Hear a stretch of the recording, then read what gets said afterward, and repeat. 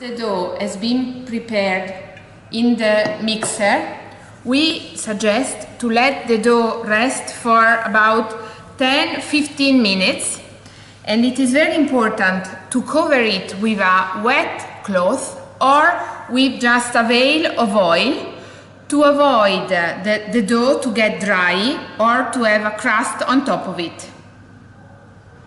The very first important thing to do before starting using the dough divider and rounder is to position the spiral in its right position. That is, paying particular attention to this part of the spiral in order to enter it at the back.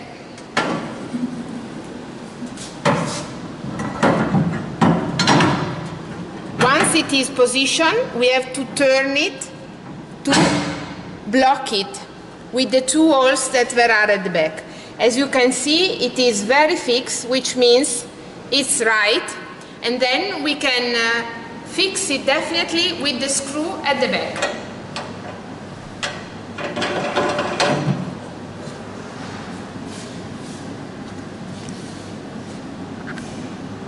The next step before starting to use the machine is to position the cone and to fix it with the screws.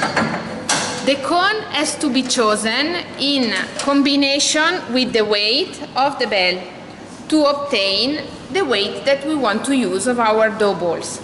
Then we close the machine. In this part we have a micro switch which helps us to define the weight, because according to this distance we will have bigger or smaller dough balls.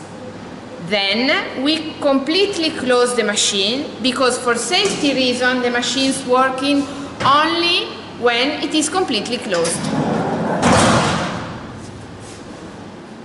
To turn the machine on, for the first thing you have to check that the emergency stop is not in.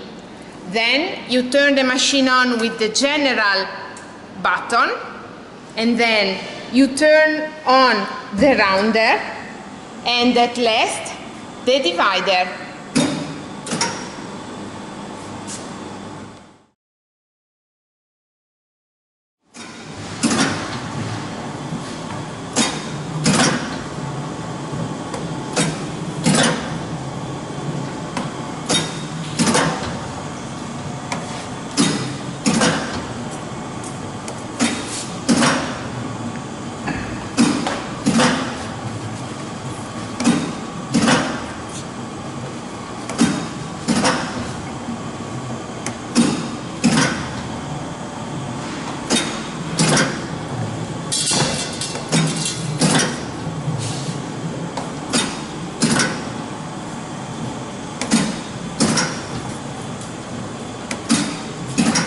The weight of the dough ball can be regulated using the knob of the micro.